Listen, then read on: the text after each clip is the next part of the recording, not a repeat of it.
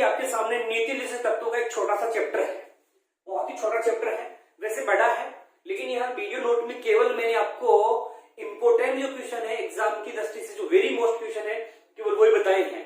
तो सबसे ज्यादा जो प्रश्न पूछा जाता है नीति निर्देशक तत्वों में वो ये है कि नीति निर्देशक तत्व किस देश के संविधान से लिए गए हैं? तो आयरलैंड के संविधान से लिए गए हैं।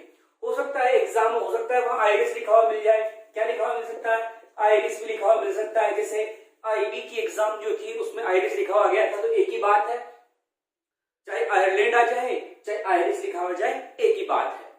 अब देखो संविधान के कौन से भाग में नीति निर्देशक तत्वों का उल्लेख है? तो भाग 4 में, ये भी वेरी मोस्ट क्वेश्चन है। और कहां से कहां तक? तो अनुच्छेद 36 से लेकर के 51 तक जो है नीति निर्देशक तत्वों का उल्लेख है। 36 से लेकर के 51 तक है। नीति निर्देशक तत्वों को न्यायालय द्वारा लागू नहीं करवाया जा सकता, न्यायालय द्वारा ये प्रवर्तनीय नहीं है, मतलब न्यायालय द्वारा लागू नहीं करवाए जा सकते। इसके बाद देखिए नीति निर्देशक तत्वों को लागू करने का उद्देश्य क्या था? तो कल्याणकारी राज्य की स्थापना करना इनका उद्देश्य था। अनुच्छेद 39 देखिए जो मोस्ट क्वेश्चन है, हालांकि 36 से 51 तक है, मैंने केवल एक 5 जो मोस्ट जो अनुच्छेद है वही आपको करवाए हैं। यहाँ देखो अनुच्छेद 39 में क्या है? स्त्री और पुरुष को समान अधिकार दिए गए हैं। जैसे समान कार्य के लिए समान वेतन, अगर महिला पुरुष समान कार्य कर रहे हैं तो वेतन समान ही मिलेगा। तो समान कार्य और समान वेतन के बारे में लिखा गया है। समान न्याय एवं निःशुल्क विधिक सहायता का जो उल्लेख है वो भी अनुच्छेद 39 में। इसके बाद देखिए अनुच्छेद 40, आगे इन अनुच्छेदों में सबसे सर्वाधिक जो प्रश्न पूछा जाता है, सर्वाधिक वो यही पूछा जाता है अनुच्छेद 40 के बारे में। अनुच्छेद 40 में क्या है? तो ग्राम पंचायतों का गठन का उल्लेख है। किसका उल्लेख है? ग्राम पंचायतों के गठन का उल्लेख है। अनुच्छेद 44 भी मोस्ट है। अनुच्छेद 44 जो है इसमें समान सिविल संहिता का उल्लेख है। एक देश एक कानून का जो उल्लेख है वो अनुच्छेद 44 में है। इसके बाद आ जाइए अनुच्छेद 45, इसमें 6 से 14 वर्ष तक के जो बच्चे हैं उनको निःशुल्क शिक्षा दिलवाना राज्य सरकार का कर्तव्य है।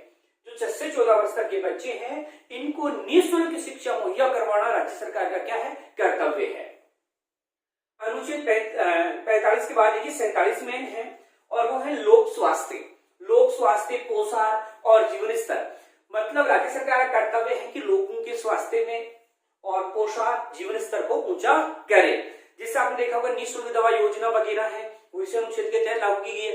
इसके अलावा आपने देखा है कि मादक पदार्थ या शराब वगैरह जो है, जैसे बिहार गुजरात वगैरह ने रोक लगा रखी है, वो इसी अनुच्छेद के अनुसार है।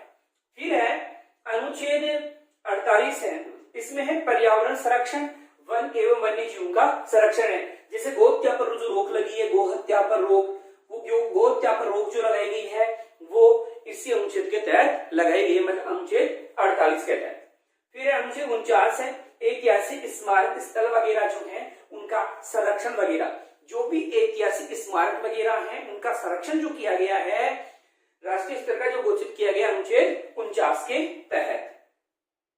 फिर देखिए अनुच्छेद 50 में पृथक्करण, लेकिन किसका पृथक्करण है? कार्यपालिका और न्यायपालिका का जो पृथक्करण किया गया है वो अनुच्छेद 50 के अंतर्गत किया गया है। तो कार्यपालिका और न्यायपालिका का पृथक्करण कौन सा अनुच्छेद में है?